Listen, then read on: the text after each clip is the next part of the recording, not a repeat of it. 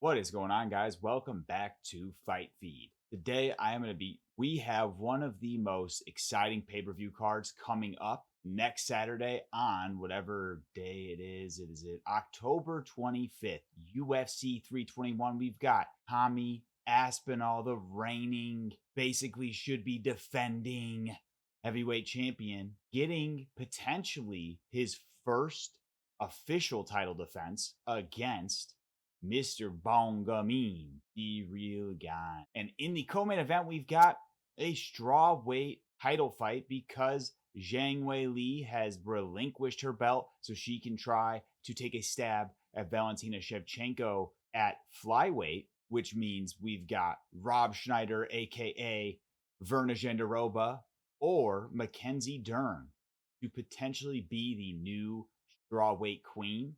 And then several other super fun matchups on this card.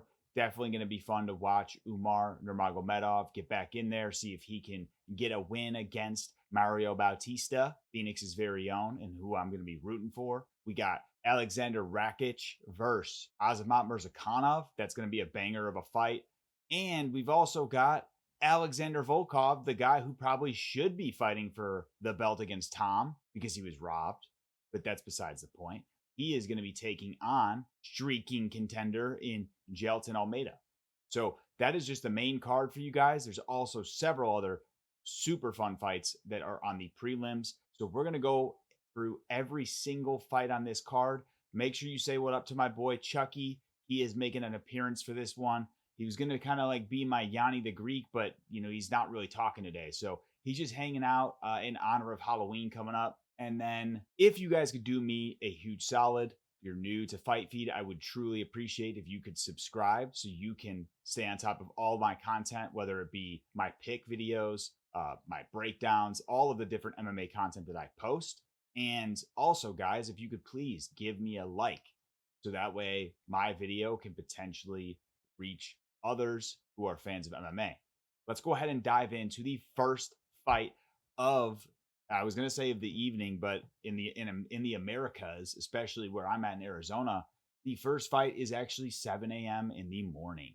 And that fight is between Jacqueline Amorim versus Mizuki, not Suzuki, but Mizuki in Inoue. I think that's how you say it. So, guys, taking a look at this, we've got Jacqueline Amorim, we've got Mizuki Inoue.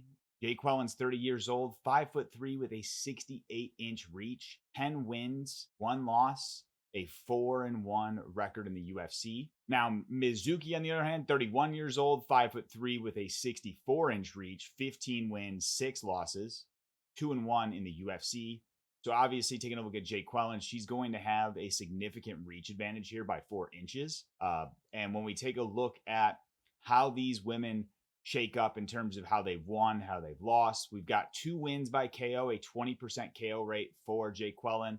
She's got 8 wins by sub, an 80% submission rate, which gives her obviously 0 decision wins and a 100% finish rate. So that is very exciting to see, especially for this division, given that there are smaller women in this case. Now, on the side of Mizuki, she has 0 wins by knockout. There's 0% there. She has 9 wins by submission, a 60% sub rate, and then 6 wins by decision, a 40% decision rate. Her finish rate is 60%. So on the side of Jacqueline, it seems that she will probably be more dangerous given that she has more finishing ability just based on her stats.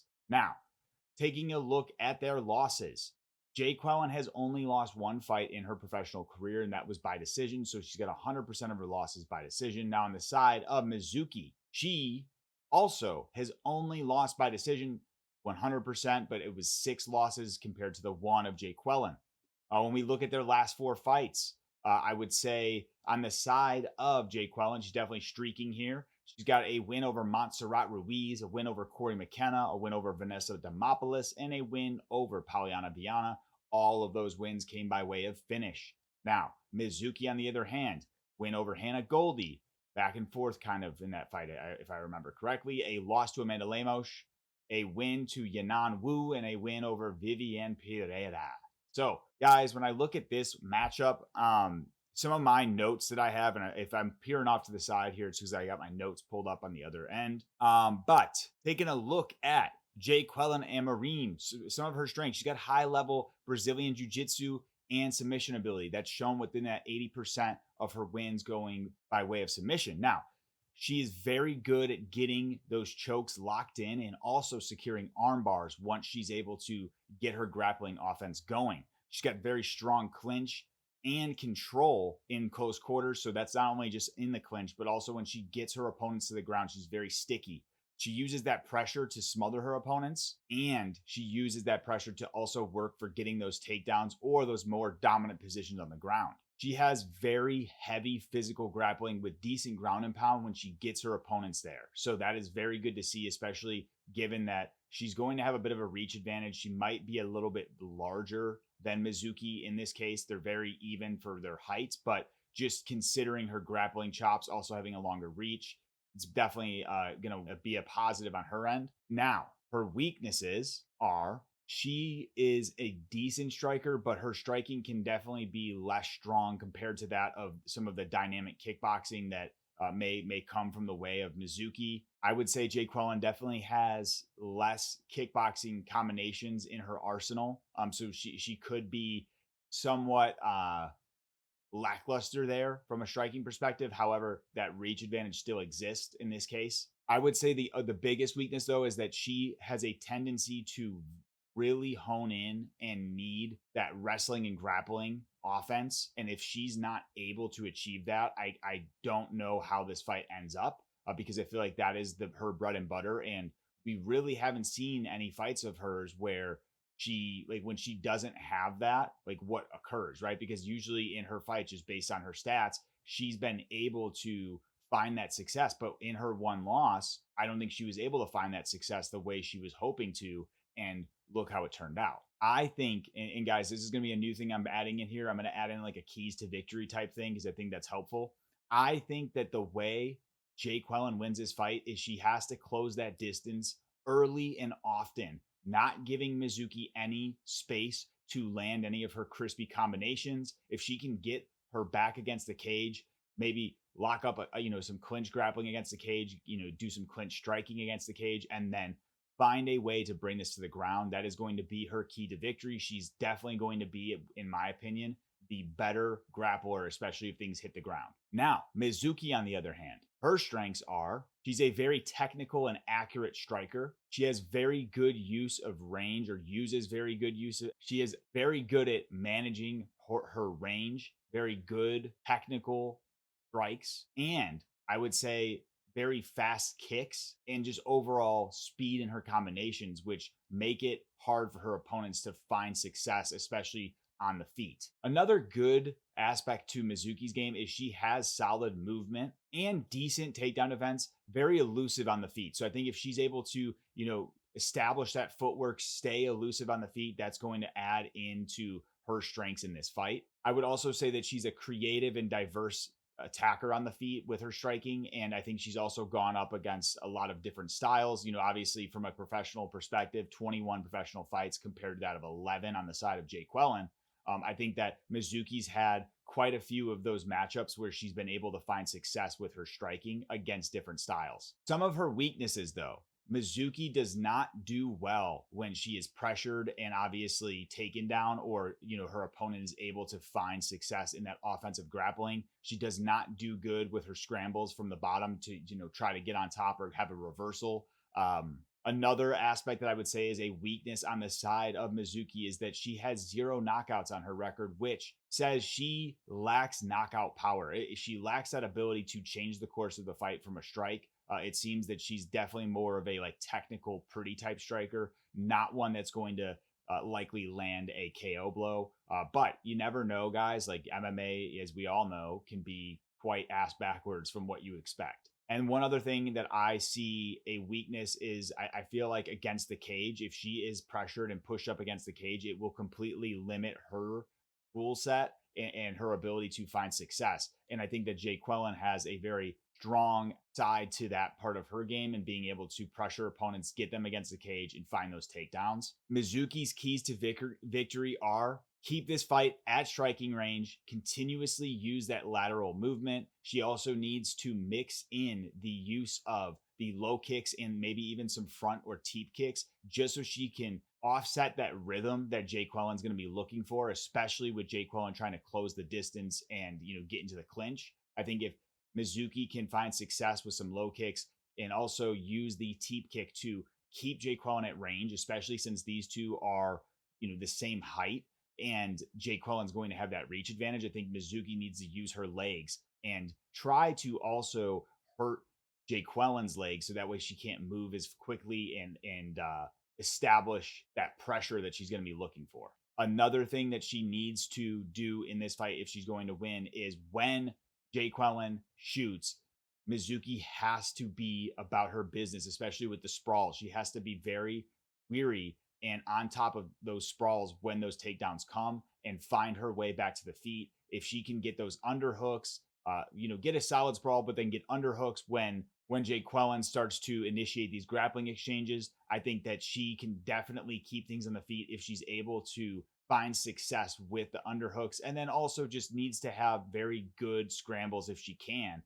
But that is a weakness I called out. I don't think she has the best scrambles once things hit the floor.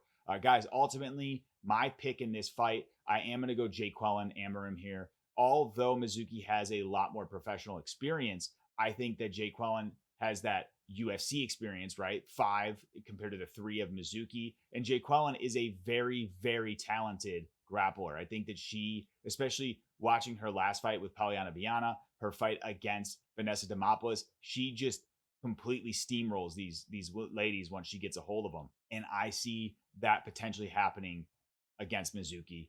But Mizuki has ways to win. She just has to stay away from the grappling of Jacqueline, but I'm going Jacqueline Amorim. Fight number 2 on the card, we've got Azat Maksum versus Mitch Raposo. Azat Maksum's 30 years old, 5'7" with a 70-inch reach. He is 15-2, so 17 professional fights, 1-2 in the UFC. And on the side of Mitch Raposo, a 27-year-old, 5'5", 64.5-inch reach, 9-3 professional record, 0-2 in the UFC. When we look at Azat Maksum, he has 4 wins by KO at 27%, 5 wins by submission at 33%, 5 wins by submission at 33%, and then 5 wins by decision at 33%. He has a 60% finish rate overall. On the side of Mitch Raposo, on the other hand, 4 wins by knockout, a 44% KO rate, 33% of his wins by way of submission, and 22% of his wins by way of decision. So it's 3 wins by sub, 2 wins by decision. Mitch Raposo's got a 78% finish rate. Now, looking at their losses, Azat Maksum has only lost by way of decision. He's had 2 pretty, shitty fights, honestly. Like Charles Johnson, he was winning, but Charles Johnson, the dog, stayed in there. The inner G came out and found a way to win. And then obviously against Tagir Ulanbekov, I'm just going to say it, guys. I am not a fucking fan of Tagir Ulanbekov. The way that guy fights is like the antithesis of everything I enjoy, right? Like he just kind of goes for control on the ground, not to do anything else but control on the ground. Like what he did against Clayton Carpenter. It's just like lay and pray and hope I get the win. That is like his style, bread and butter. Like it's not the typical Khabib or Islam who would find ways to submit guys, who would find ways to ground and pound. Like I feel like Tagir is not that dude. And so yeah, definitely a lackluster win or loss on the side of Azat. But looking at Mitch Raposo, when I look at his last 4 fights, he lost to Suma Derji. That was a pretty lackluster performance as well. And then he lost to Andre Lima before that. He has wins prior to that over Justin Valentin and win over Tyler Smith.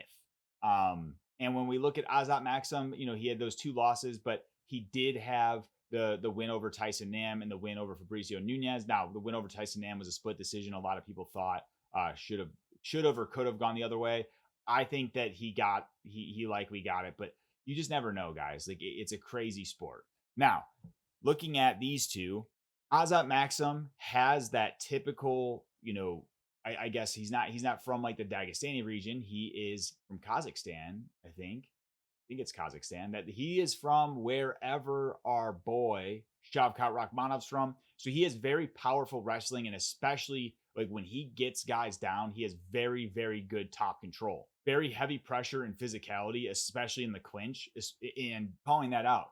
Not just, that he is super strong in these cases, but especially strong for flyweight. He also has some very solid ground and pound once he gets guys down to the ground, and can definitely find ways to finish the fight if he gets a guy there, especially in Mitch Raposo. Now, the thing I would say are weaknesses for Azat is he does have less technical striking, not the most technical striker, and I think we've seen him have struggles or be exploited on the feet when he's going up against guys who are either more powerful or have that better technical striking. I also think that cardio has become an issue in some of his fights, especially as the later rounds creep in. If he's not able to find a finish in those early rounds, like when we watched the fight against Charles Johnson, as that fight went on, he just kind of lost steam, and Charles Johnson picked it up and was able to find a lot of success. So that is another worry or weakness I would have on the side of Azat Maksum.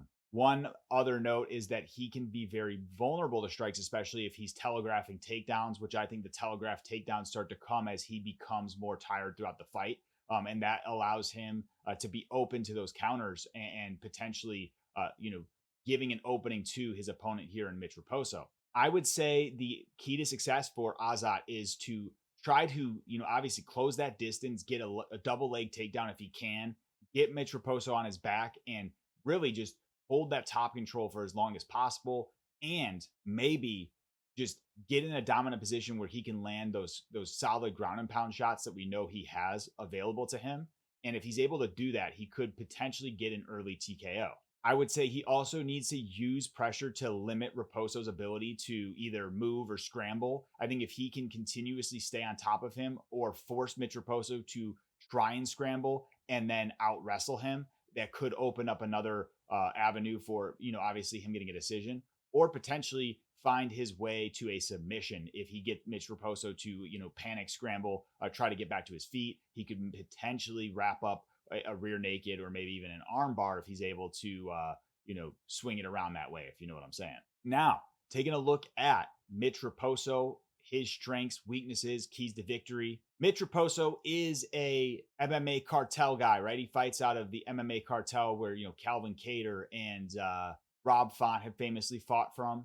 And I think with that, he brings some of that athletic and explosive striking, some of those creative boxing angles that they do and train in that camp specifically. He does have Mitch Raposo also has some good submission awareness. He's definitely scrappy when he's on his back. He has ways of landing on his back, but then also he has ways of latching up submission attempts from his back. So he's got a decent guard when he gets down into these positions. I would also say that because he has that scrappy grappling as part of his game, he can also be pretty scrappy when it comes to getting back to his feet and potentially, finding space so that Azat Maksum cannot have that, overwhelming pressure. Now, weaknesses for Mitch Raposo is that his takedown defense can be extremely inconsistent against guys who are very solid wrestlers or grapplers, and that is what he's going up against in Azat Maksum. I also think Mitch Raposo can sometimes lack that fight IQ where he'll almost gamble in these submission exchanges and also in these scrambles in a way where it might put him in a bad spot, giving Azat Maksum a chance to find a win. I also think that when we look at Mitch Raposo's game, he is not a one-punch knockout type artist. He needs to, land with volume really to find those KOs. And so that's definitely going to be a weakness here too. If he's not able to land that, it just takes away his ability to end this fight convincingly. And so that is another thing I'd call out there. I think that Mitch Raposo's keys to victory is he has to use his movements. He has to use kicks and well-timed counters to keep the fight standing and in his wheelhouse, right? He does like to grapple a little bit, but he's not going to want to do it against Azat. He needs to defend the takedowns of Azat using those sprawls or getting those whizzers so that he can either land back on top or just completely nullify the takedown attempt and stay on the feet. One other key to victory is he needs to, if he does get put in these positions or grappling exchanges with Azat, he definitely needs to consistently threaten those submission attempts to make Azat a little bit more hesitant in the grappling, because if he's able to latch up some solid takedowns, or not takedowns, but submission threats, I think Azat will have trouble in, not necessarily trouble, but maybe be hesitant in wanting to press more in the grappling or submission game himself, which could give Mitch Raposo a key to, finding success in the fight. Overall, guys, all of this info considered, I've got to go Azat Maksum here. I just think that he is not only going to have a significant size and reach advantage for this weight division, but he's also just likely he's just way more skilled when it comes to the grappling and striking. And then also when you look at his strength of schedule, I mean, he's gone in there against guys like Charles Energy Johnson, who just took out Loney Kavanaugh, or whatever his name is. I think it's Loney. Yeah, Loner, but Loney's his nickname. But took out, a guy who was like a very highly touted prospect. And also, Charles Johnson's taken out, he knocked out Josh Van, right? So, and Josh Van's fighting for the title. So when you consider that and just consider who he's been in there against, I think he is going to have that wealth of experience here. And also, like I said, just the better overall skills. So I'm going Azat Maksum to get this one done. I think that he will likely win by decision, because I think Mitch Raposo is a pretty scrappy dude, but it could end by way of a submission as well. But I'm going to say decision on the side of Azat. All right, guys, we got fight number 3. I cannot fucking believe Chris Barnett is still in the UFC. Like, no disrespect, but look at this man. Like, the UFC really got rid of Martin Buday and they kept Chris fucking Barnett. I can't even fathom or understand, but let's just dive in, right? So Chris Barnett's 39 years old, 5'9". He looks like fucking Monty Mole, by the way. 75-inch reach, 23 wins with 9 losses, a 2-3 record in the UFC. Hamdy Abdelwahab, 32 years old, 6'2", 73-inch reach, 4 wins, 1 loss, a 1-1 record in the UFC. Now, when we look at both of these gentlemen, Chris Barnett's got 18 wins by knockout. He's got 0 wins by submission and 5 wins by decision. So he's got a 78% KO rate, a 22% decision rate. And when we look at his finish rate, it's 78% because he's only won by way of KO. Hamdy, on the other hand, got 3 wins by KO, 1 win by decision, giving him a 75% KO rate and a 25% decision rate. And Hamdy's got a 75% finish rate, because both these gentlemen don't have any subs on their record. So it's just their KO rate that is their finish rate. Now, taking a look at the losses, Chris Barnett has had many more losses than Hamdy Abdelwahab. He's got 4 losses by KO, 44% of the time, 1 loss by submission, 11%, and 4 losses by decision, another 44% there. Hamdy has only lost by way of decision, and that was against his last opponent in Muhammad Usman. Now, looking at their last 4 fights, Chris Barnett lost to Kennedy and Jacqueline, who beat the dog shit out of him. Chris Barnett did not look like he should be in there, but somehow he's getting another opportunity, although the UFC cut Martin Buday, who's beaten him. We'll get to that in a second. Jake Collier was his last win. I think that happened in like 2022. And Martin Buday, he lost to. And before that, he got that crazy spinning wheel kick knockout over Jean Valente. Jean Valente, I think, fought like several weight classes below and just was kind of like coming back for one last go around, I guess. And then he got head kicked, and shit didn't go his way. Now, Hamdy, on the other hand, oh man, Hamdy is a frustrating fighter, man. I'm sorry. Like, he just sometimes looks like, like when I watch him fight, guys, it sometimes looks like he's like gonna cry while he's fighting. I don't know if you guys have seen that, like the faces he makes, like, I don't know, like ugly cry face. But he lost to Muhammad Usman in a pretty snooze fest type fight. He just did not do enough. Got a win over Jamal Pogues. It was split decision. A lot of people didn't think he won, myself included. Dontel Mays, he had a no contest. I don't remember what occurred there. But then a win over Matthew Strickland. I don't think he's related to Sean, so don't ask about that. Now, when I look at these guys and their strengths, weaknesses, keys to victory, Chris Barnett just needs to not be Chris Barnett, right? Just kidding. Chris Barnett needs that unorthodox, unpredictable striking that he always brings, but he needs to land those strikes. He cannot be whiffing the way he was against Kennedy and Jacqueline. But at 5'9" in the heavyweight division, the guy does not have enough tools, I think, but his reach is pretty long, surprisingly.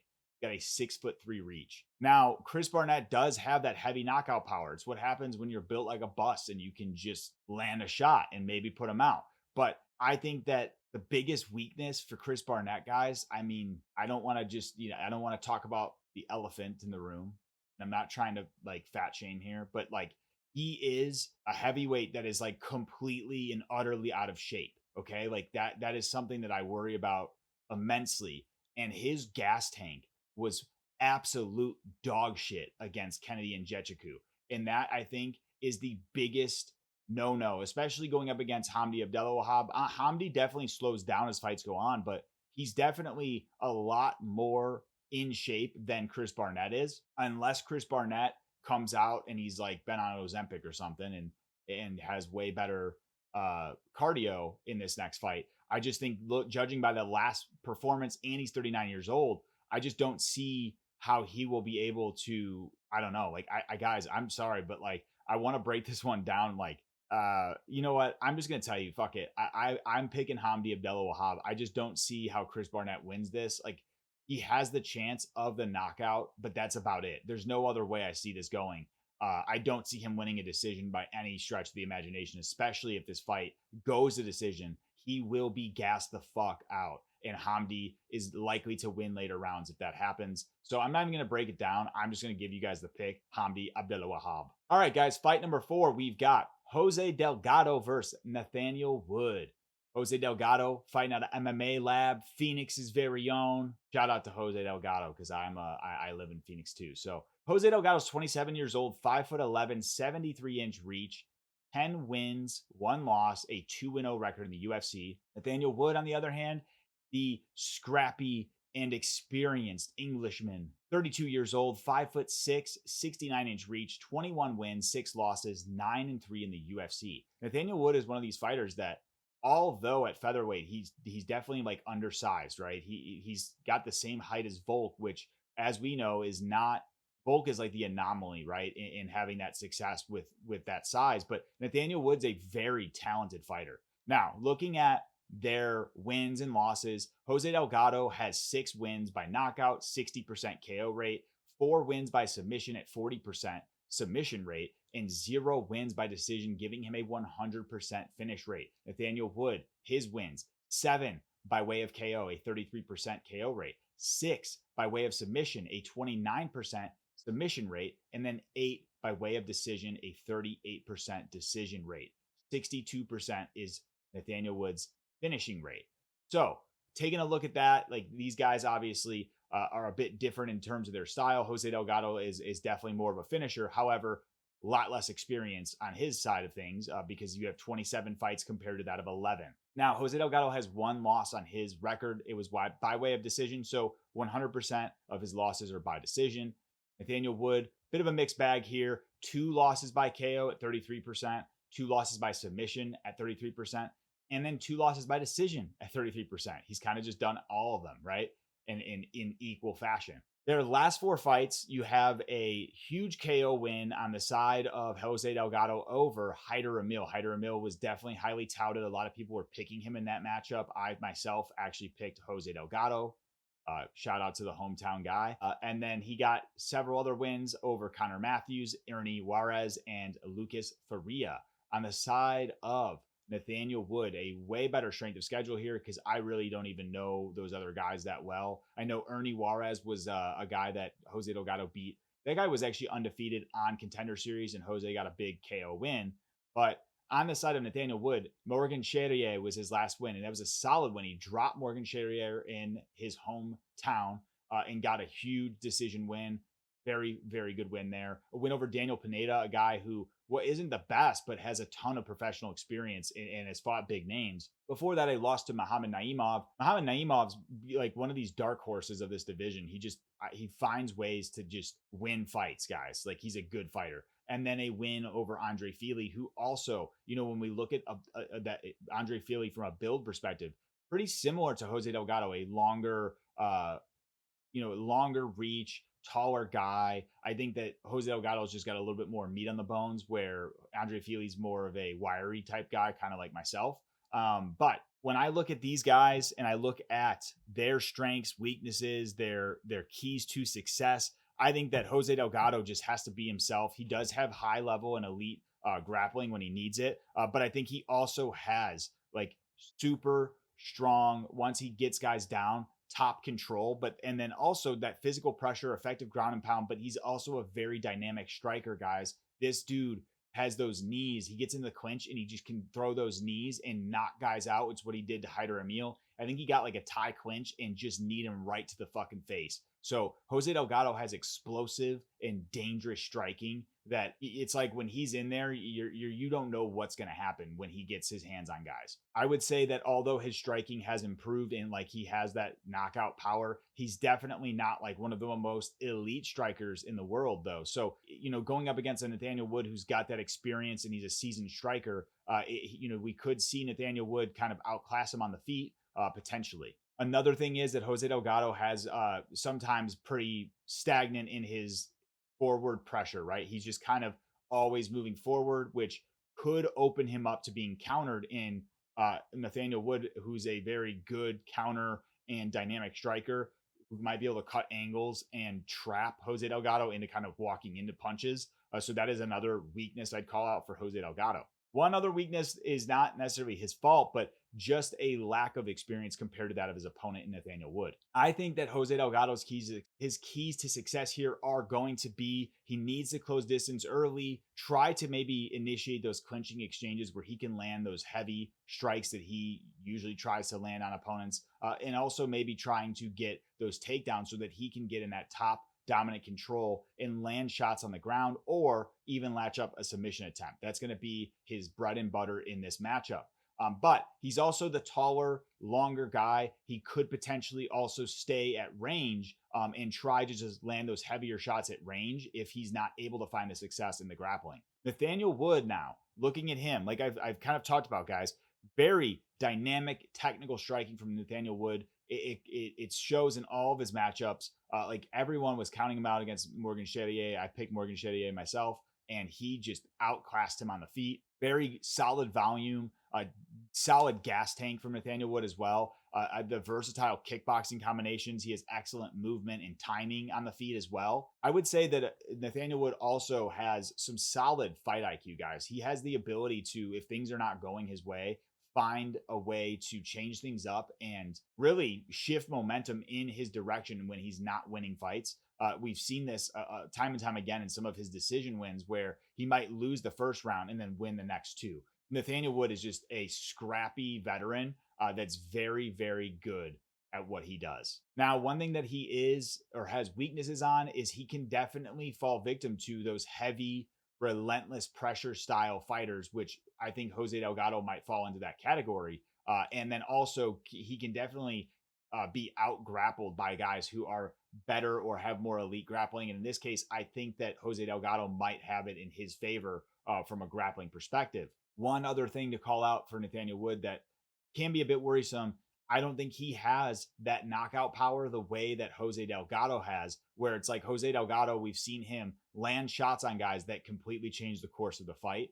Nathaniel Wood definitely has the ability to hurt guys. He dropped Morgan Charrier, but I just don't know if he has that knockout power the way Jose Delgado does. The best case for Nathaniel Wood, he needs to keep this fight at range, use that lateral movement, not allow Jose Delgado to close the distance and get his hands on him. He's going to have to stay, at range. It's going to be difficult with his height and reach, but if he's able to kind of lull Jose Delgado into those strikes, he has a way of victory there. If he can just keep it clean, stay on the feet, don't allow Jose Delgado to play the game that Jose Delgado is going to try to play.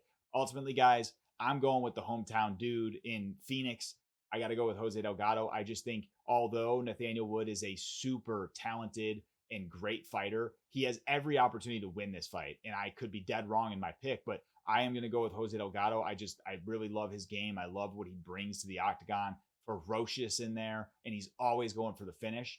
So I'm going to pick him, and I'm going to say he keeps the finish streak going. I'm going to say he gets a submission over Nathaniel Wood in round 2. All right, guys, fight number 5. We've got Valter and Louis Sutherland. Louis Sutherland looks like heavyweight male version of Molly McCann, if that existed. Valter Walker, we know, like he's this dude that's 27, but looks like he's 42 somehow.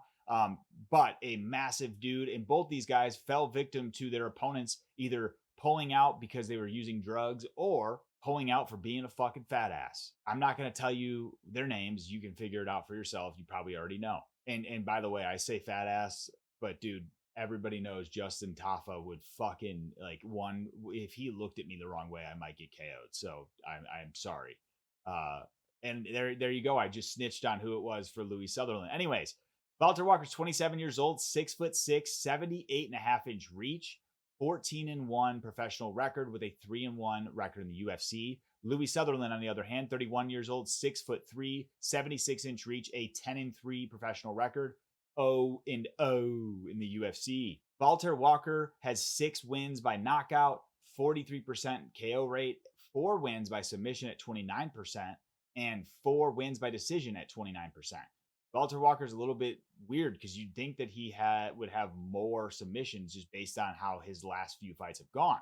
Now on the side of Louis Sutherland, he is a dude that fancies those KOs. He's got 8 wins by knockout with 80% KO rate, 0 wins by submission, and 2 wins by decision at 20%. So he's got an 80% finish rate. Valter Walker's 71% finish rate.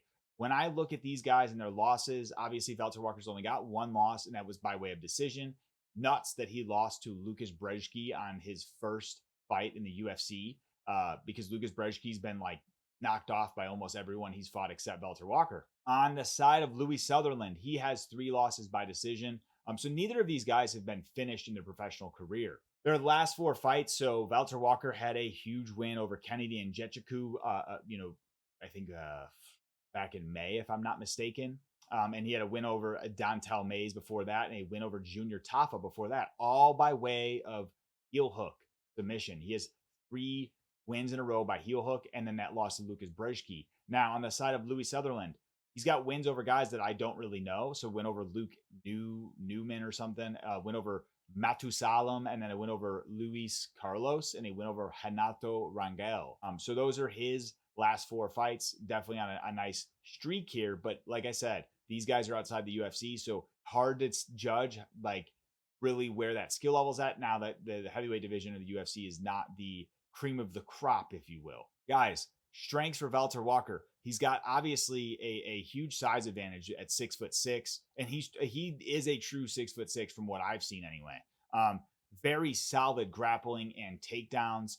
I think that the biggest strength that Valter Walker has, though, is his unorthodox ability to find that heel hook submission and latch it up in seconds. Like the way he's able to find his opponent's legs, and even from a standing position, like the fight against Kennedy and Nzechukwu, he was able to snatch that leg like an alligator and just roll him into a fucking submission, make him tap out. So Valter Walker's strengths are very, very good in those areas. Now, from a striking perspective, I think obviously he has that edge here just from a reach perspective, also being a bit taller. But he's not like his brother Johnny Walker, who's got that creative and versatile striking. He's definitely more of that grappler or ground and pound artist. And I think that is a weakness on his side. It's just pretty basic striking from Valter Walker, definitely hittable. And I have said this before, but seeing that Johnny Walker has been KO'd so much, you almost wonder, like, is that a genetic thing? Like, does Valter Walker, could he fall victim to that too? Now, statistics will say no, because he hasn't been KO'd just yet. But I think when you consider that aspect, I just think Johnny Walker might just be cutting too much and needs to fight at heavyweight, given that he's also 6'6".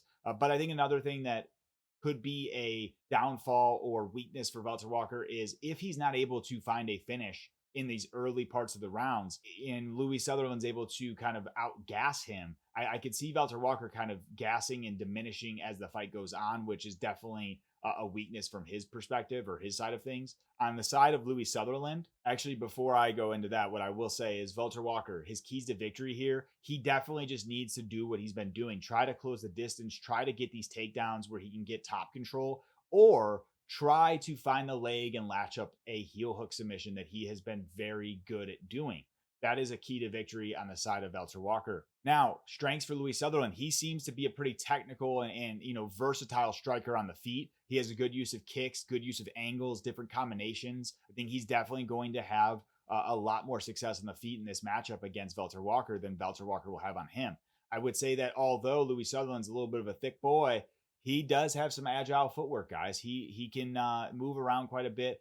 Decent takedown defense as well. I think that he can also find that separation if he uses his kicking game just to try to keep the distance from Valter Walker. I do think, though, when you consider some of his strengths, his weaknesses is that he likely will have struggles and has had struggles against guys who have relentless grappling pressure, which I think Valter Walker will bring to the table here.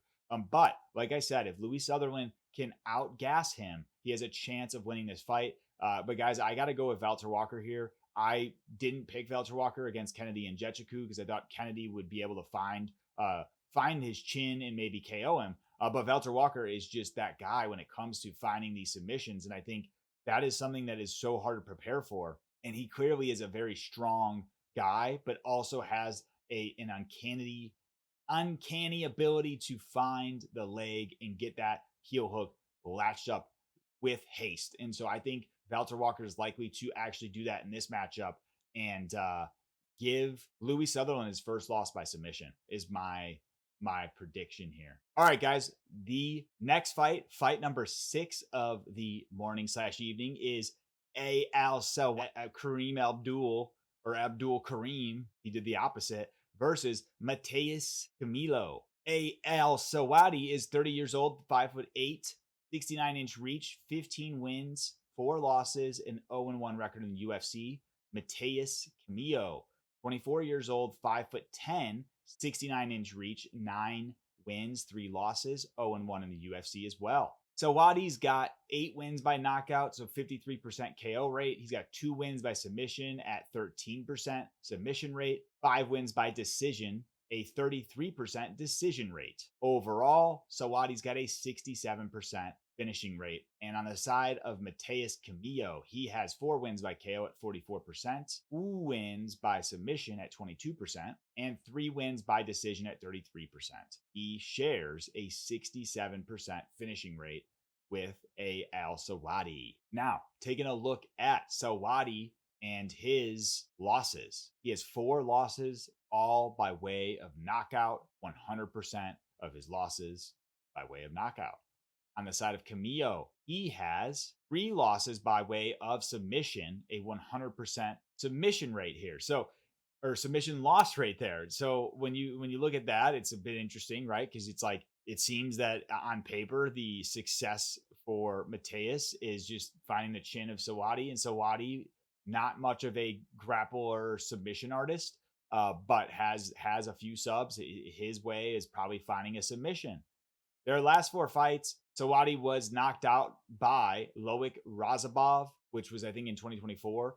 Before that, he had 3 wins over George Hardwick, Michael Murphy, and Chris Picaro. Mateus, on the other hand, he lost, unfortunately, by way of submission to Gabe Green in his last matchup.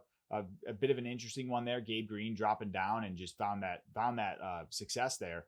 Before that, he had a win over Darobashkov Nubatov, a win over Jahansky Sojo, and a win over Dorian Ramos. Yeah, guys. So when I look at the 2 of these guys, I really am not super in the know with them, if you will. But I would say, from what I've seen, Selwady does have that strong grappling background from a wrestling and takedown control perspective. Not as much of a submission artist, of course.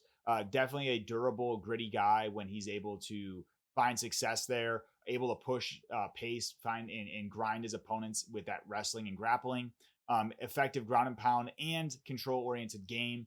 Comfortable with those different situations. The weaknesses for Selwady, obviously, being KO'd and only losing by way of KO in his career is a weakness in and of itself, but he also has some functional striking, but it's not very technical or high level. And I think when you compare that to like an elite level striker, he definitely will fall victim or have weaknesses there. I think he can be also pretty predictable in some of his entries in trying to get these takedowns, which allows for success from opponents who are able to read it, right? I will also say if he is kept at distance, unable to find success with the takedowns, in the grappling, his output will be diminish over time, but also will just be lower volume than probably someone who will be able to throw more in like a guy like Mateus Camilo. I think the win or keys to victory for Selwady is just closing that distance. Guys, this is the story about a lot of these fights on this card. It's like you have guys who are very talented with grappling. And so it's like he has to close the distance and find the way to get Mateus down to the ground so he can have that ground control and just implement that heavy pressure grappling style that he has. I think he has to just find ways to also cut off the cage and not allow Mateus Camilo to move around as much, because that will just allow him to hone in on landing, some of the functional strikes he is able to throw, and then also close the distance. So if he can get the grappling going, he has the opportunity. Now, Mateus Camilo, on the other hand, I would say, way more technical striker. He's also going to be more youthful here with the size advantage at 5'10". I think he has great movement and footwork and ability to use that footwork moving around the cage. He can also avoid some of the prolonged grappling if he's able to, find success in framing up. If Al-Selwady gets a takedown attempt, he can kind of frame up and find a way out and then use that movement to deter or keep Selwady at bay. I also think that Camilo, he is a Brazilian fighter, so he does have that submission ability on his side as well. Some improved takedown defense and good scrambles. If he's able to not only defend takedowns, but when being taken down, he can scramble and also potentially mount his own offense on Selwady. Now, Camilo on his side, I think some of his weaknesses tied to, he does struggle with that relentless grappling pressure that can happen in fights, especially, Gabe Green. I feel like he got Mateus to kind of gas out and was able just to overpower him in these grappling exchanges. And so that is a weakness on the side of Mateus Camilo. He just really hasn't had a lot of experience in these like grind them out type battles that we've seen some of these other fighters have more experience in. Now, I think for Camilo, on his side of things, he's going to want to use the lateral movements. He's going to want to use his jabs, his kicks to score, but also frustrate the offense of Al-Selwady, who's probably going to be trying to close the distance. He needs to defend takedowns using those sprawls. He's got to get his underhooks when he has the ability to, and then he just has to create the separation so he can land those counter shots, especially as Al-Selwady's moving in. If Camilo can use his feints and a varied tempo to almost bait the takedown attempts or the takedown shots from Al-Selwady, and he can time that very well, then he has a potential to land a shot that puts Al-Selwady out.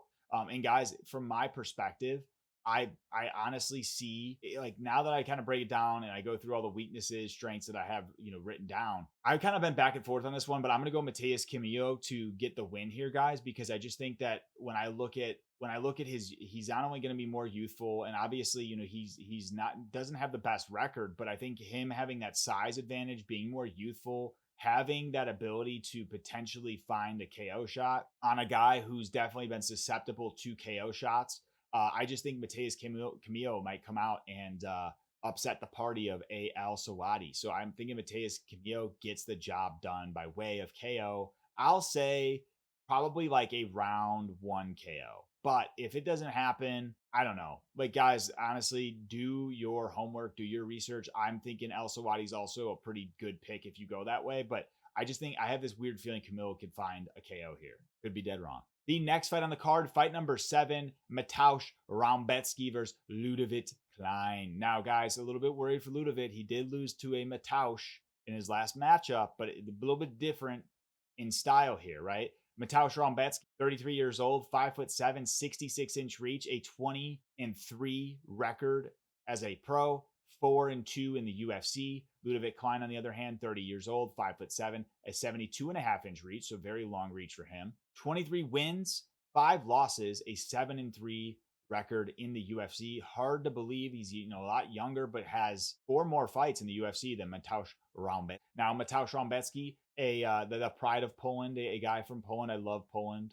Love Polish fighters. They're all dogs. Mateusz has 9 wins by KO at 45% KO rate, 7 wins by submission, a 35% submission rate, and 4 wins by decision, a 20% decision rate. Overall, Mateusz Rebecki holds an 80% finishing rate, which is very solid, especially considering 23 professional fights. Ludovit Klein has 9 wins by KO at 39% KO rate, 8 wins by submission, 35% submission rate, and then 6 wins by decision, a 26% decision rate. Overall, Ludovit Klein has a 74% finishing rate. So both these guys are pretty strong finishers most of the time. When we look at their losses, Mateusz Rebecki's lost by way of KO 2 times at 66%, and then once by way of decision at 33%. That KO loss really is 67%.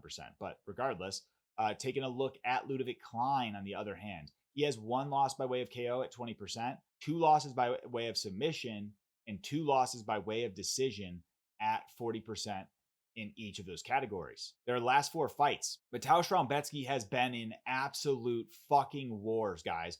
Last fight, when he lost to Chris Duncan, was just beaten and battered, bloodied, but still landed and had success, but just got demolished, kind of, really. And then he had a very bloody matchup against Mincy Betts Orobai. I like to call him Mincy Betts, as you guys know, if you've watched this channel. A loss to Diego Ferreira before that, where it was also a war, but ends up getting KO'd in that one. And before that, a win over Roosevelt Roberts. Ludovit Klein, on the other hand, last fight, he lost to Gamrot. Now, that was on short notice for Ludovit Klein, and Gamrot is a very hard gamer to go up against.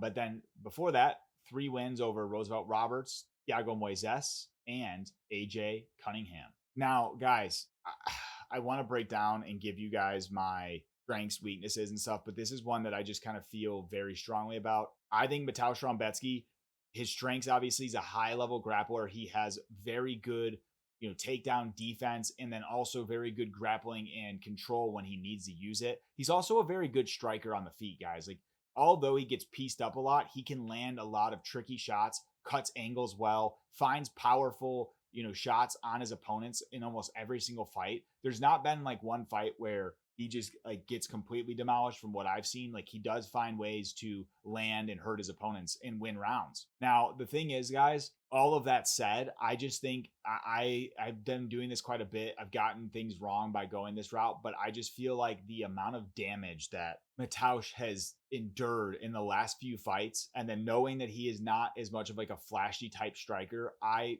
personally think that in this matchup, guys, I'm going to pick Ludovit Klein to get it done. I think Ludovit Klein just is a bit more technical on the feet. He has that way of mixing in these nice kickboxing, Muay Thai type combinations, and he just has a very creative striking style. He's got the diverse kicks, the elbows, the off-angle attacks. Like, he's just very dangerous on the feet. And given that Mateusz Rebecki's had so much damage, I could see Ludovit Klein catching him and potentially knocking him out.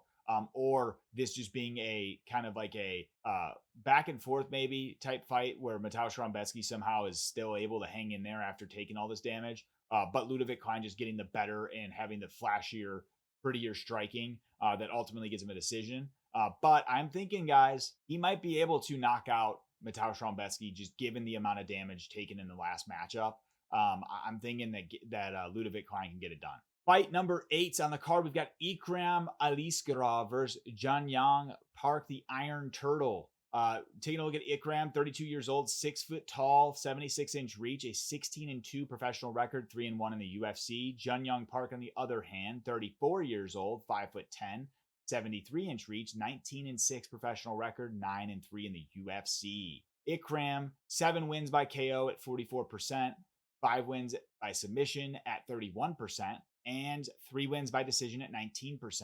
Janyang Park, 5 wins by KO at 26%, 6 wins by submission at 32%, and then 8 wins by decision at 42%. Their finishing rates, Aliskerov's got a 75% finishing rate, and Janyang Park, a little bit smaller here at a 58% finishing rate. When we look at their losses, Ikram has only lost by way of KO 2 times in his career. As we know, it was Khamzat Chimaev when they fought in the regional scene, and Robert the Reaper Whitaker, Bobby Knuckles, got him out of there. Now, no losses by sub or decision on the side of Janyang Park. A bit of a mixed bag here.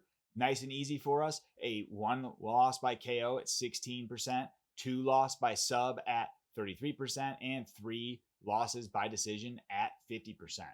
When I look at their last 4 fights, you've got Ikram Aliskerov getting a statement finish over Andre Muniz, although, I don't know. I don't know if it really is a statement win because I think it's kind of an expected result at this point for Andre Muniz. But before that, he got that, took the fight on short notice, but did get knocked out pretty badly by Robert the Reaper Whitaker. Before that, really huge KO wins over Warley Alves and Phil Hawes. Now, on the side of Jun Young Park, he had a win over Ismail Nardudiev. I think is how you say it. I picked Jun Young Park in that fight. Very big win for him. He is a guy that's just a scrappy dude. I fucking love the Iron Turtle. A win over Brad Tavares before that. Now, before that, a loss to Andre Muniz, which is a split decision loss where a lot of people, myself included, thought that Jun Young Park should have got the nod. But before that, a win over Albert Duraev. So, really both these guys have a similar path here. 3 wins, 1 loss in their last 4. So Ikram Aliskerov is an anomaly for the fight. I think he trains with Khabib. He's from that region, but he's an anomaly because he is the antithesis of a guy looking to kind of take you to the ground and hold you there. He is a very explosive striker who looks to find and hurt his opponents on the feet. Very crispy combinations, very powerful on the feet. I love to watch him fight, honestly. He's a very, very pretty striker. Just lands some beautiful shots, hurts guys, and knocks them out cold a lot of times too. Like that fight against Phil Hawes, he literally made Phil Hawes fall like a dead body. I think that sometimes though, when we consider all of that, I think Ikram can get himself in trouble when he overcommits with the strikes that he's throwing, gets over aggressive and overcommits, leaving himself open to either being countered or leaving himself open to his opponent just finding offense, whether it be in the grappling or strikes. I also think that Ikram has shown at times when he's over aggressive, he can find ways to end up losing a lot of his gas tank. He kind of blows the wad, and then from there, it's not as smooth sailing for him. But really, from a strength of schedule perspective and seeing what he's done, he hasn't had a lot of these moments in his career, right? He's got so many different wins over high-level guys. I think that if Ikram Aliskerov keeps it on the feet and is just able to continuously move forward, landing those strong and explosive strikes, I think he's either going to put Jun Young Park out of there by way of finish or potentially just win by decision. But I think that Ikram should also, mix in. He does have the grappling when he needs it. He is from that side of the world, where grappling is almost like in the DNA. And I think if he can mix that in, I don't want to see him mix that in on Jun Young Park though, because I think he should only mix it in if it's by way of he's hurting Jun Young Park and then he's just looking to get the dominant position. But he has to be careful because Jun Young Park is a very good grappler himself. When I take a look at Jun Young Park's strengths and weaknesses, the guy is actually very technical, compact striker on the feet, crisp boxing, solid low kicks. He might have a way to find those counter shots on Ikram Aliskerov and make this a lot more of a war than it should be. I also think that Jun Young Park has this way to neutralize wrestling by either stopping takedowns or mounting his own grappling and takedowns on his end, finding success against opponents who actually are usually good grapplers. I also think that Jun Young Park is just a very durable and experienced fighter. Now, obviously, you have Ikram getting that shot against Robert Whitaker, so he's kind of had a taste of the top of the rankings, right? And Jun Young Park's kind of been this guy who's like the tail end of the rankings or just outside of it, right? One thing about Jun Young Park, though, when I look at his weaknesses, the guy is, before we get into weaknesses, just very durable, like I said. Also a great gas tank. The guy can go all fucking day long. Now, weaknesses, though, he doesn't have that one-punch KO power that Ikram Aliskerov brings to this matchup. He needs to land with volume, and that's his way of finding success on the feet. I also think that he can be out-muscled by those stronger grapplers, right? And in this case, that's what Ikram is probably going to bring here, the ability to just be more explosive and maybe outstrength him in areas where it counts. I also think that the way Ikram is able to cut angles on the feet, a weakness for Jun Young Park is he seems to lack output or have low output when his opponents are able to be aggressive and he's not able to find those angles. And I think, guys, that kind of leads me to like, I think that from a win perspective, Jun Young Park has a chance to win. And his keys to victory really will be he has to find success in landing some of those unorthodox, low kicks and just have that consistent volume on Ikram Aliskerov. He has to break the rhythm of Aliskerov because if Aliskerov gets any type of momentum, it could be just go downhill extremely quickly for Jun Young Park. In this matchup, guys, I fucking love the Iron Turtle. I picked him a lot as a underdog, but in this matchup, guys, I just think Ikram Aliskerov is that dude. He's a very good fighter, very fun to watch too. I'm excited for this. I don't want to see Jun Young Park get KO'd, but I actually see Ikram probably knocking him out, to be honest with you guys. I just see him getting landing some of those crispy combos on the feet where he can mix it up so well, and if he lands a solid one, he likely could drop Jun Young Park, and then I could see him getting a finish by like some brutal ground and pound TKO. But if Jun Young Park wins, I'd be so happy for him because I love him. He's a great fighter. All right, guys, the next fight, we got Nasrat Haqparast versus Quilin Salkild. Haqparast, 30 years old, 5'10", 72-inch reach, 18-5 professional record, a 10-4 record in the UFC. Quilin Salkild, on the other hand, 25 years old, 6 foot tall, 75-inch reach, 9-1 professional record, a 2-0 record in the UFC. When I look at Nasrat Haqparast, his KOs and his subs and all that stuff, Nasrat's got 10 wins by KO at 56%, 0 wins by submission, and then 8 wins by decision at 44%, a 56% finishing rate. Quilin Salkild, on the other hand, 3 wins by KO at 33%, 3 wins by sub at 33%, and 3 wins by decision at 33%, a 67% finishing rate. When I look at their losses, Nasrat Haqparast, bit of a mixed bag. He's lost by KO 1 time, so 20% of his losses, 1 by submission, lost 1 by submission at 20% as well, and then lost 3 by decision at 60% overall. And then when we look at Quilin Salkild, on the other hand, he has 1 loss by way of submission. It's the only time he has lost, as he is 9-1.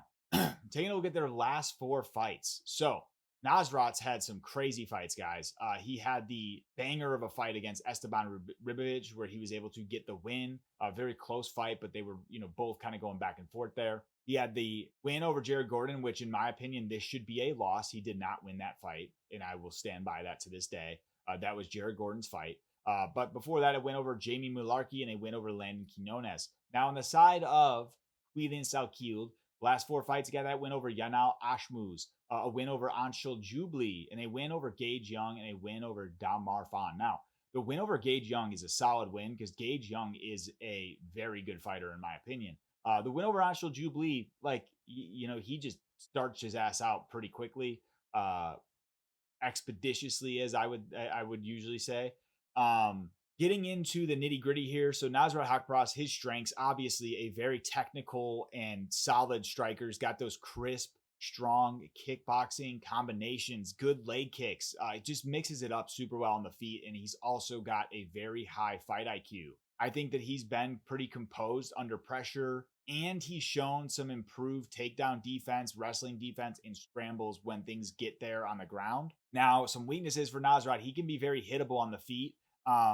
Especially when he's trying to engage aggressively, and also goes for some of those risky combinations and leaving himself open to counters. Like when he's trying to be too aggressive and land, he definitely can get clipped. And also considering that lots of damage that he endured in his last matchup against Ribovic. I would also say his cardio tends to fall off at the end of fights, which, obviously that I think that happens to a lot of fighters, but not in a guy like Quilin Salkild, who's just there until the bell rings. I think that if Nasrat can use his kicks to the legs and the body of Quilin, maybe try to drain that gas tank of Quilin Salkild, he can control the range and then mix those combinations up, and also use counters to outpoint Salkild to a decision. I think that he also needs to maintain the lateral movement at all times in this fight, because Quilin Salkild's a guy that he'll land strikes and then he'll find himself, like after landing a strike, finding a way to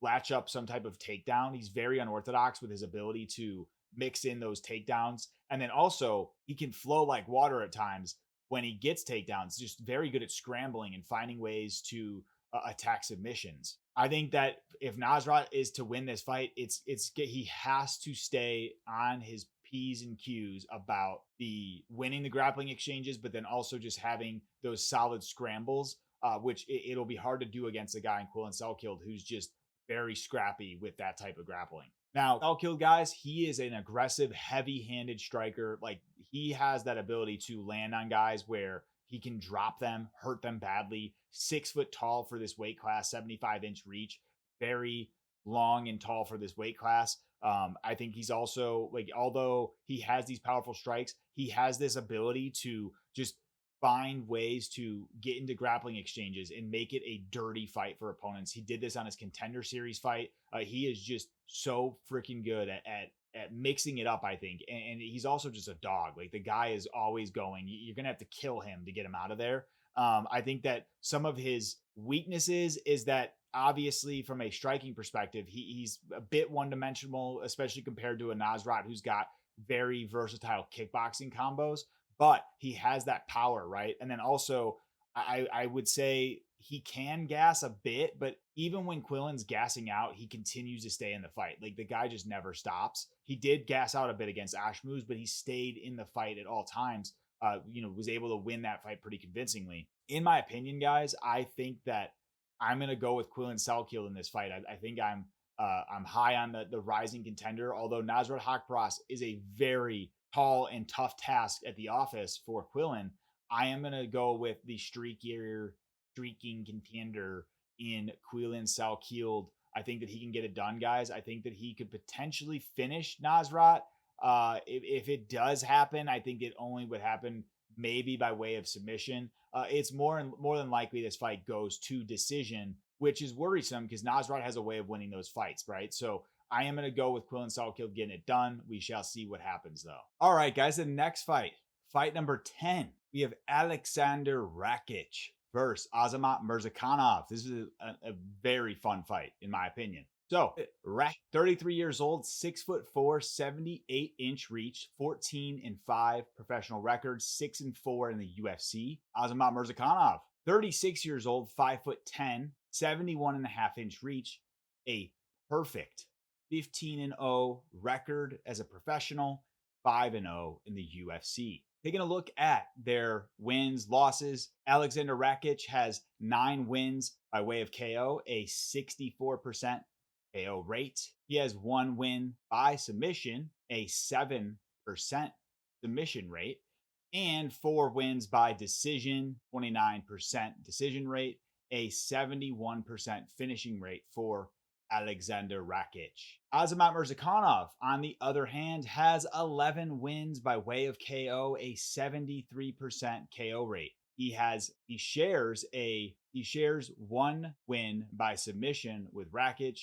Both men have a 7% submission rate. And then Murzakanov has 3 wins by way of decision, a 20% decision rate, making his finishing rate an 80% overall. Now, jumping into their losses. Alexander Rakic has a total of 5 losses on his record. He has 2 losses by KO, which is 40% of his losses. Actually, one of those really, from a KO perspective, it was really just because his leg got fucked by Jan Blachowicz and he's ACL tore. So really, it was an injury, and then obviously Yuri Prohaska was able to show him he is a real samurai and fucked his ass up. But his other losses are by way of submission. That's just one of those. So it's 20% of his losses. And then he has 2 losses by decision, 40% there as well. On the side of Azamat Murzakanov, he's got 0 losses that we have to go through. So we're going to skip right ahead to the last 4 fights for Alexander Rakic, which tells that story, right? So he's got that loss to Magomed Ankalaev, which was a close, but I think I clearly won from a striking perspective in that matchup. Before that, a KO loss to Yuri Prohaska. I got to see that live. I was at UFC 300. And before that, a loss to Jan Blachowicz, which was an injury loss, keeping Alexander Rakic out of the mix for about a year, if I'm not mistaken. And before that, a big win over Thiago Santos, who at the time was pretty, I think, at that time was streaking and obviously he had lost to John Jones, but was still kind of in the top of the rankings there.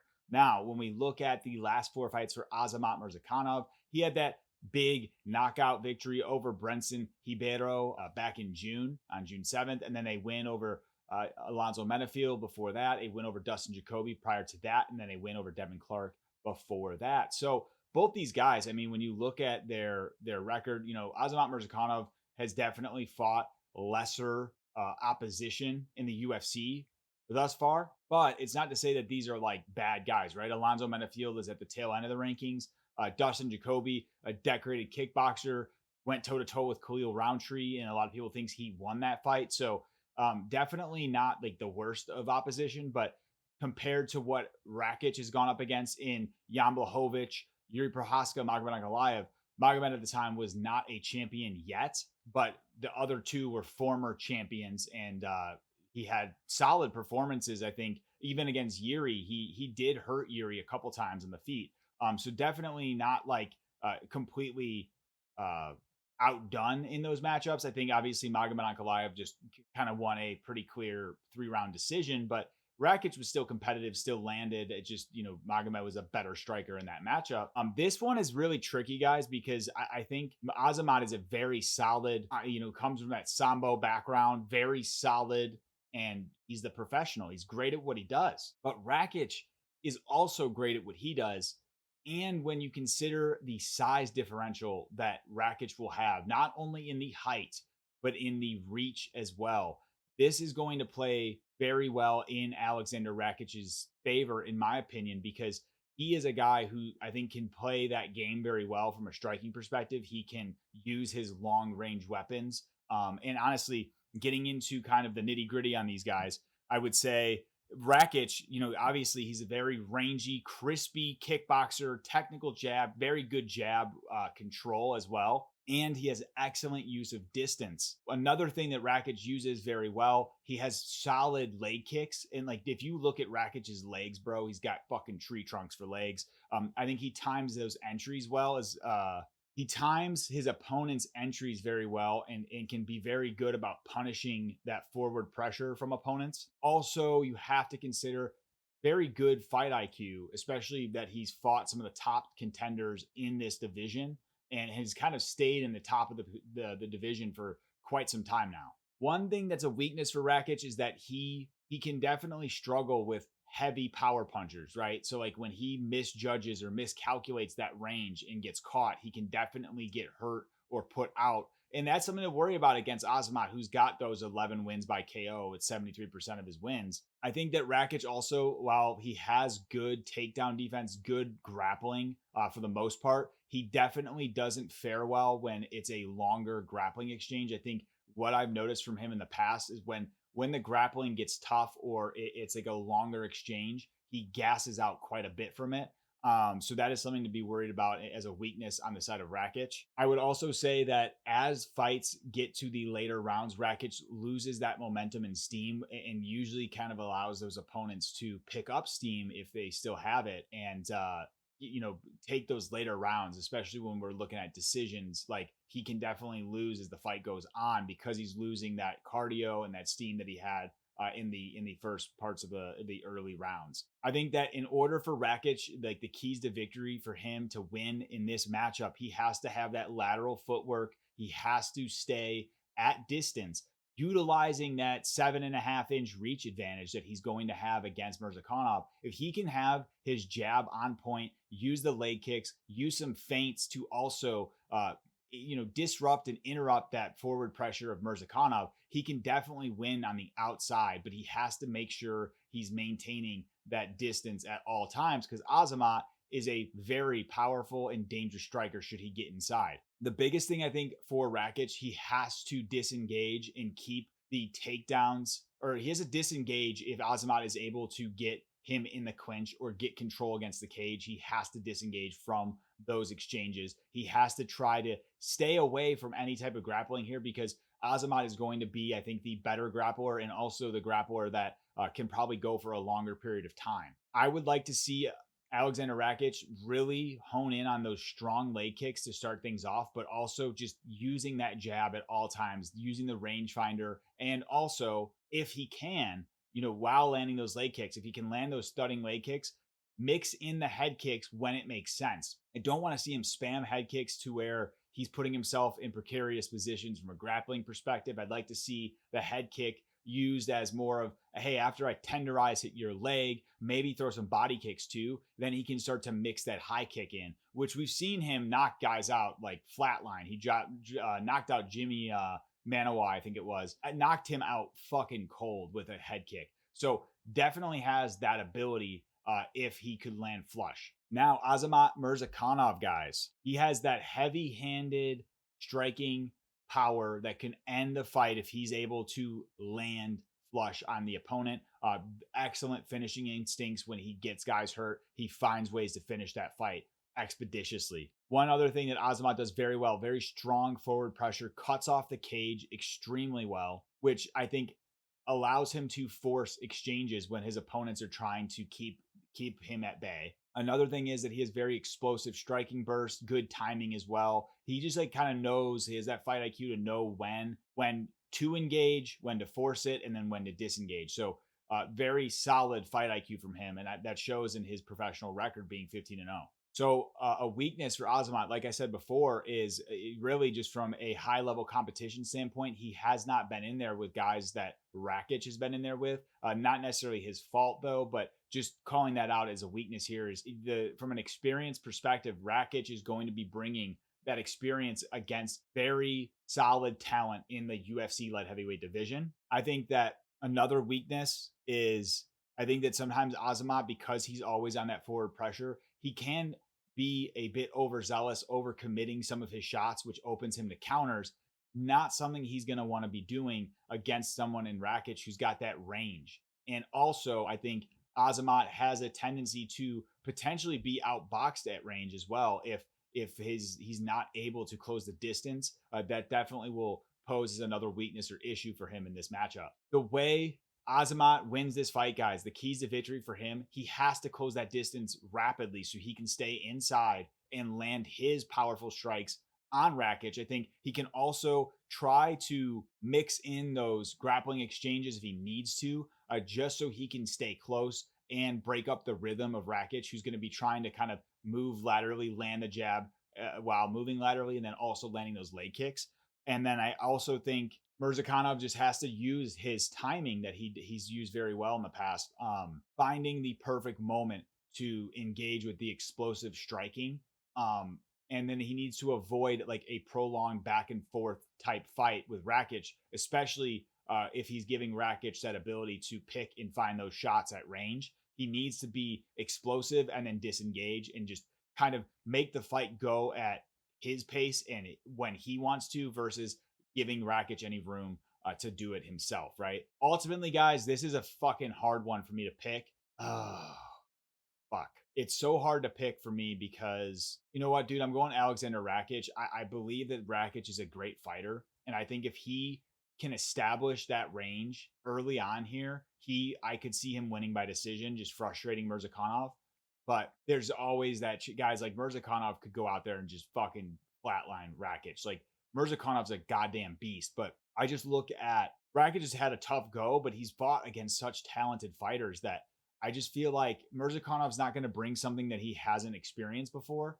I just think it's all about what Rakic shows up the night of. Like, if he's able to implement the textbook Rakic who's won in these massive fights previously, he will get the W. And so I'm thinking Rakic will be able to outstrike Murzakanov to a decision win on Saturday. We'll see what happens. All right, guys, fight number 11. We've got who should be the man in the main event on the other side of Tom Aspinall is Alexander Volkov, and he is facing Jailton Almeida. Alexander Volkov, 36 years old, 6'7", a very tall guy for just UFC in general at this point. He might be either the tallest or second tallest on the roster at this current moment.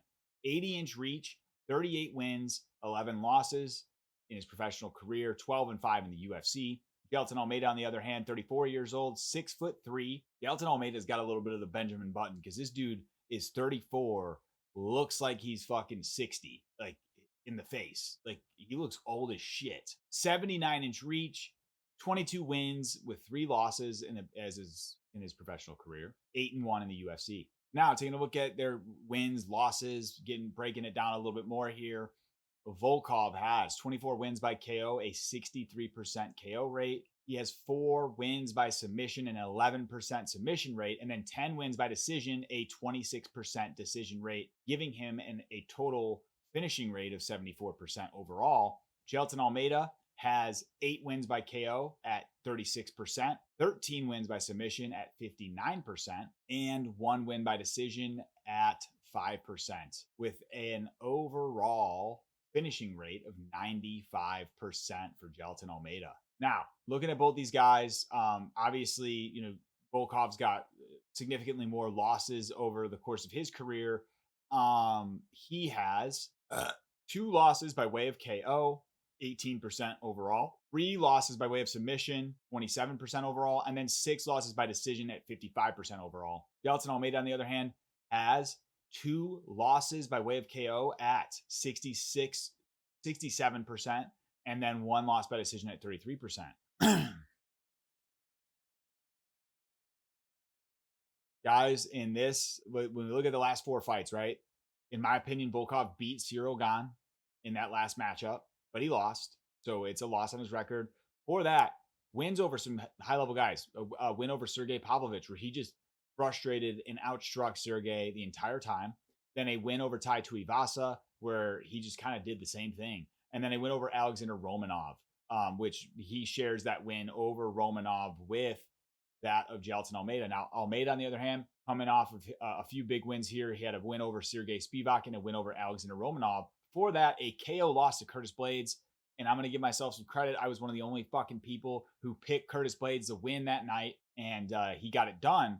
And then a win over Derek Lewis, which was pretty lackluster from Jailton Almeida. So, guys, in this matchup, I think when we look at Volkov, strengths, he's obviously, 6'7", 80-inch reach, one of the strongest and hardest front kicks to the body, teep kick to the body that I've seen. I just remember him kicking Derek Lewis there, hurting him to the guts. He kicked Walt Harris, made Walt Harris just drop from the pain. He's like, ah! Very, very good with these front kicks, guys. Long jab as well with that 80-inch reach. I would say Volkov, like, his biggest strength is that technical striking acumen he brings to the octagon. Also very good at mixing up his attacks from the head to the body. Very good about throwing that front kick to the body at all times, which he can land at a significant distance given that he is very tall. He's also, even though at 6'7", has a decent takedown defense, which I think he just has a frame that's difficult to deal with, especially because he's like that taller, rangier guy, but still very strong. The weaknesses for Volkov, he doesn't have the type of explosive striking that you might want to see from a guy with this type of range. And I think that can be difficult for him because it does allow some of his opponents to weather the storm and close distance, especially someone in Jailton Almeida who's now kind of shown a bit more of that explosive striking chops that we haven't seen in all of his fights. He's recently kind of shown he's leveled up a bit there. And then also, I just think Volkov can have trouble with relentless pressure and grappling. This fight's so hard, guys. In order for Volkov to win, he just basically, the biggest thing for him is he has to maintain that range and own the pace of the fight. He needs to land with haste, and he needs to hurt Jailton Almeida in order to keep him at bay and stop that relentless pressure. I think, like, if he can keep consistent with landing some body shots and maybe even if he's able to allow Jailton Almeida to kind of do what Curtis Blades did, where it's like you let him try to grapple you as much as possible, gas him out a bit, then he could have an opportunity to then start landing those damaging shots and win by way of volume in the later rounds. I think the best thing for him is if he can use those feints, maybe getting Jailton Almeida kind of lull him into those shots or lull him into going for certain aspects of his game, then he can find those countering opportunities where he might be able to sting him on the feet. I don't see Volkov like dropping or knocking him out just from one shot, but he has that potential to just as the fight goes on, land those damaging shots, but he just has to survive and not allow the grappling game of Jailton Almeida to bring him to the ground and submit him. Jailton Almeida, on the other hand, like I said, explosive striking that he's shown previously. Now, a very solid jiu-jitsu practitioner. This guy is so strong, and we've seen him ragdoll fucking huge heavyweights. So I'm not worried about him, like, in his ability to, like, bring Volkov down. But I think if Volkov, like, this is where I worry, guys, is like he has a few losses by sub. He even got subbed by Tom Aspinall previously. I don't know, like, where this fight goes. I'm gonna have to say, guys, I think I'm gonna pick Alexander Volkov. I like Volkov. I like Almeida too, but I think that Volkov, being the size he is, having the striking chops, he's shown improvements in a lot of his ground game too. I'm hopeful he can shuck off the takedowns and stop the submission threat from Jailton Almeida. But I also think that on the feet, he will be the better, crispier striker. I'm really hoping Volkov gets it done, guys, because a lot of people are picking Almeida. But I think that Volkov could get this one done. And a win here could make whoever wins in this fight is likely the next title contender. All right, guys, the next fight, we got Umar Nurmagomedov. You got to be man first versus Mario Bautista. Phoenix is his own. Phoenix own. I don't know how to say that. Fighting out at MMA Lab in Phoenix, my boy Mario Bautista. So Umar Nurmagomedov, 29 years old, 5'8", 69-inch reach, and 18-1 professional record, 6-1 in the UFC. Mario Bautista, 32 years old, 5'9", 69-inch reach, 16-2 professional record, a 10-2 record in the UFC. Umar Nurmagomedov's got 2 wins by way of KO at 11%, 7 wins by submission at 39%, and then 9 wins by decision at 50%, giving him a 50% finishing rate. Now, Mario Bautista, on the other hand, 3 wins by way of KO at 19%, 6 wins by way of submission at 38%, and 7 wins by way of decision at 44%, giving him a 56% finishing rate overall. When I look at their losses, Umar Nurmagomedov is very easy. He's got 1 loss by way of decision. Mario Bautista has lost by KO and submission previously, giving him 50% in each of those categories. When we look at their last 4 fights, so obviously Umar Nurmagomedov, if you ask him, he didn't lose the last fight, but I'm here to tell you he did lose that last fight against Merab. Before that, he had an undefeated record. So what would that be? 17 fight win streak, 18 fight win streak, which is fucking unheard of. Now, not all that in the UFC, but win over Corey Sandhagen, a win over Bezkat Almakhan, which is a really good win because Almakhan is clearly showed to be a finisher and strong competitor. Knocked out Brad Katona. He knocked out Brad Katona in his last matchup, which Brad Katona I don't think had ever been finished prior to that loss. And then, when Bezkat fought Umar, he dropped Umar actually early on, but Umar was able to stay in there and, just implement his game plan winning the fight. Also got a knockout win over Raoni Barcelos, who's been this guy that's kind of like the gatekeeper for breaking into the top 15. And Umar made quick work of him. So that's a really good win, actually.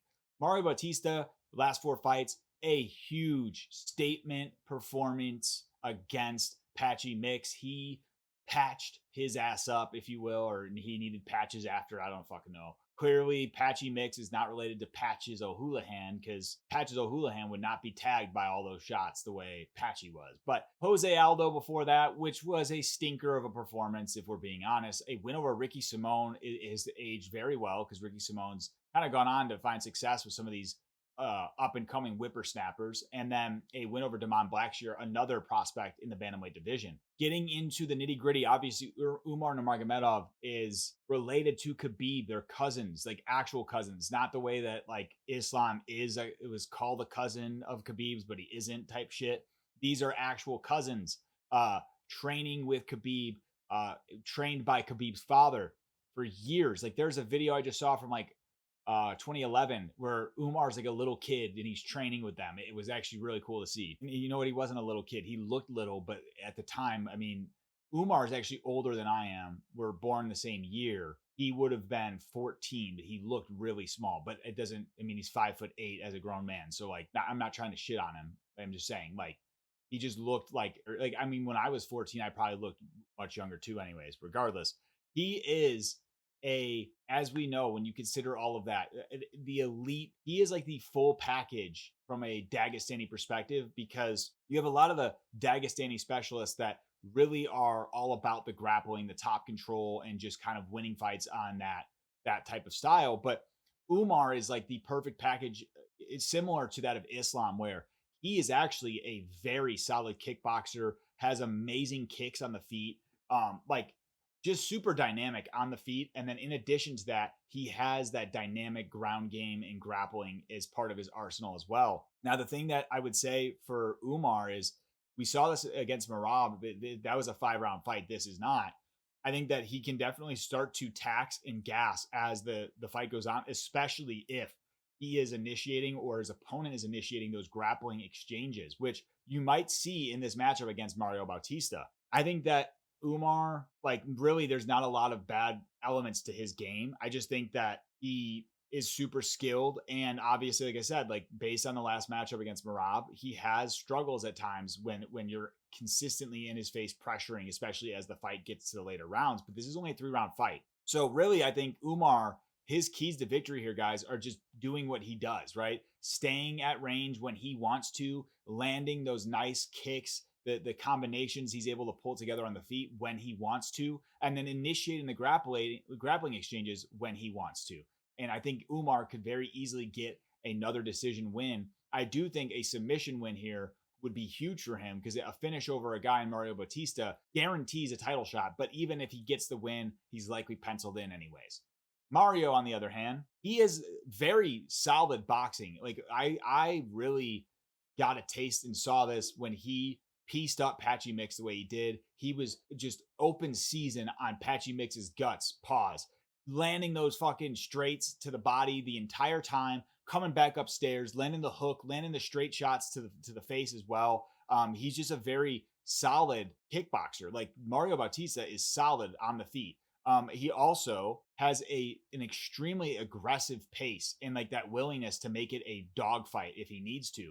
That is something that I think could be a huge weapon against a guy in Umar Nurmagomedov. Now, when we look at his weaknesses, he has struggled with some takedown defense in the past, especially against high-level wrestlers, which is what he's going up against here. And I think although he has that weaponized gas tank, it could be, we could find a situation where maybe Umar is getting the better of these grappling exchanges, potentially forcing Mario's gas tank to deplete faster than it has in previous fights. I think for Mario to win this fight, he has to keep that fight in striking range. He has to win in those striking exchanges. He's got to mix it up, I think, to the body. I think if he could land those solid body combinations and come back upstairs with maybe one of his uppercuts or hooks, he could keep Umar guessing, but then also deplete the gas tank of Umar by landing those body shots. I really would like to see that, but then also I think a textbook skill that a lot of guys try to implement against, wrestlers, especially like a Dagestani wrestler, is using the leg kicks, breaking down the legs of Umar, not giving Umar that ability to move laterally, which he's very good at doing. I think if he can minimize the movement of Umar, he has way better chances of landing those body shots and potentially hurting Umar. Where I head with this, guys, I don't see either man finishing in this one. I'm going to tell it like this. I am going to pick Umar Nurmagomedov just because I think he is such a great and skilled fighter. But I will be rooting for Mario Bautista with all that I have. I want to see him get the win here. No one deserves it the way this guy does. He's a great dude. Like, I don't know him personally, but he lives in my city. And the things I've heard about him, like, he's just a great guy. Like, he's just a family man and works hard. And I would love to see him as the American here, getting the huge upset and then getting a potential title shot of his own. So let's fucking go, Bautista. I am going to pick Umar. I think it's a safer pick here because Umar is just so good. We've seen him go up against the upper echelon in Corey Sandhagen and Merab. So I just think that Umar will be able to find a way to win this fight, but rooting for Mario with everything. Fight number 13, we got Virna Jandiroba, in other words, Rob Schneider versus Mackenzie Dern. Virna Jandiroba is 37 years old, 5'3", 64-inch reach with a 22-3 record in the UFC. 22-3 record as a professional, 8-3 in the UFC. She has one win by KO. 5%, 14 wins by sub at 64%, 7 wins by decision at 32%, giving her a 68% finishing rate. Mackenzie Dern, her adversary, on the other hand, it's like you got the good and the I'm not gonna say it. Mackenzie Dern, 32 years old, 5'4", 63-inch reach, 15-5 professional record, a 10-5 record in the UFC, 0 wins by way of KO, 8 wins by way of submission at 53%, 7 wins by decision at 47%, giving her a 53% finishing rate overall. When we look at their losses, Virna Jandiroba has only lost by way of decision, and that's 100% of her losses. And Mackenzie Dern, on the other hand, has lost by KO 1 time, 20%, and then by decision 4 times at 80%. So all of that said, Virna Jandiroba, I think when you look at her last 4 fights, she has 4 wins over Yan Xiaonan, which is a great win. A win over Almeida Lemos, which is a great win. A win over Lupita Godinez, another great win. And then a win over Marina Rodriguez. So these are like the top ladies in this weight class, really. Outside of the champ and Manon in this one. No, this is the lower one. Sorry. Yeah, these are like the top ladies in this weight class. Then on the other hand, you got Mackenzie Dern. Win over Amanda Ribas, who she previously lost to, but she got that one back. Also got a win over Pupi Godinez. And then a loss to Amanda Lemos and a loss to Jessica Andrade. Guys, this fight, it's really interesting because, Virna Jandiroba, although she does have a win by knockout, I do favor Mackenzie Dern in the striking here. But from a grappling perspective, honestly, guys, very hard to determine which of these ladies has that edge. I do think that it's going to be Virna Jandiroba. And guys, honestly, I'm not even going to spend too much time on it. I'm picking Virna Jandiroba to get this one done. Even though she's a bit older, I just think that although Mackenzie's likely to have a greater impact on the feet, I can see Virna Jandiroba just really overpowering in the ground game. I think that Virna Jandiroba has this otherworldly strength for her size, and you kind of have seen that when she goes up against some of these other fighters. And I think if you want to play the game of MMA math too, Virna Jandiroba, she beat Amanda Lemos pretty handedly, whereas Mackenzie Dern lost to her, right? So you could play MMA math that way. Doesn't always work out, but I think if Virna Jandiroba is able to implement her strength of grappling and just overpower Mackenzie in the grappling exchanges, I can just see her getting a decision win. So I'm going to pick Virna Jandiroba to get a decision win over Mackenzie Dern. And the fucking main event of the evening, we've got the heavyweight, the baddest man on the planet, Tom Aspinall. Guys, here's a funny joke that I thought of. It's actually probably not funny. You guys would think I had children by this one, but the reason Tom Aspinall never wrestled, you know why? They said, Tom, we can't have you wrestle these guys because your ass will pin them all. There you go. That's my fucking joke of the hopefully you guys stay subscribed after that one. But then we've also got Mr. Baum Gamin, the guy who really, I fuck with Ciryl Gane. All the cereal's gone, but this dude should not be in this matchup. But we're not gonna be negative. We're not gonna hone in on that too much. Tom Aspinall is 32 years old, 6'5", 78-inch reach, 15-3 as a pro, 8-1 in the UFC. He has 11 wins by KO at 73%, 4 wins by submission at 27%, 0 fucking wins by decision with a 100% finish rate. That's what you fucking want to see from your heavyweight champ, and should already have a title defense because technically speaking, in my book, the defense against Curtis Blades on the interim belt should be promoted to a true defense because obviously we all know who was actually competitive in heavyweight at that point, not John Jones versus Stipe, right? So that is my opinion. Another thing, Tom Aspinall, never seen a round 3 in the UFC. He has what is his fucking fight time? It's like a minute and something. And when you consider all of that, he is just a dangerous cookie for anyone in that octagon. Now, Ciryl Gane, 35 years old, 6'4". Weird, because guys, if I'm not mistaken, wasn't he listed at 6'6" previously? Correct me if I'm wrong. I think he was. Regardless, 81-inch reach. He's going to have a reach advantage here. 13 wins, 2 losses as a pro, 10-2 record in the UFC. He's got 6 wins by way of KO at 46%, 3 wins by way of submission at 23%, and then 4 wins by decision at 31%, a 69% finishing rate, which is still pretty solid for Bongamin. Now, jumping into these guys' losses, right? Tom Aspinall has one loss by KO, but that was not a true KO. It was an injury against Curtis Blades, as we all know.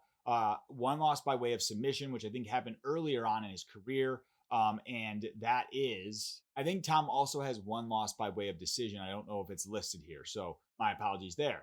He's got 3 losses overall. Now, Ciryl Gane, on the other hand, has 0 losses by way of KO. Very solid and interesting for, being heavyweight. 1 loss by submission. We all know who did that. And then 1 loss by way of decision. And when we look at the last 4 fights, Tom Aspinall gets a statement performance in all of these, really. Curtis Blades, he avenges his injury loss and knocks him out in the first, couple minutes. Gets a huge KO win over Sergey Pavlovich, which, guys, as MMA fans, I don't think enough of us are talking or bragging enough about how big that knockout over Sergey was for Tom. Comes in on a week notice where Sergey already knew he was the backup. Sergey was in a camp and did everything. Tom comes in on short notice in Madison Square Garden, the biggest event of the year, and he starches Sergey out in the first exchange where he's able to land. Like, Sergey at that time, guys, was steamrolling everyone. And since that fight, Tom has completely shifted the way Sergey fights now, which no one is giving enough credit to Tom for. Like, that is all because of Mr. Aspinall. So shout out to Tommy. And then, obviously a big win over Marcin Tybura, the loss to Curtis Blades in his hometown due to injury. That was unfortunate. Ciryl Gane, guys, his win over Alexander Volkov is bullshit. So that's very questionable.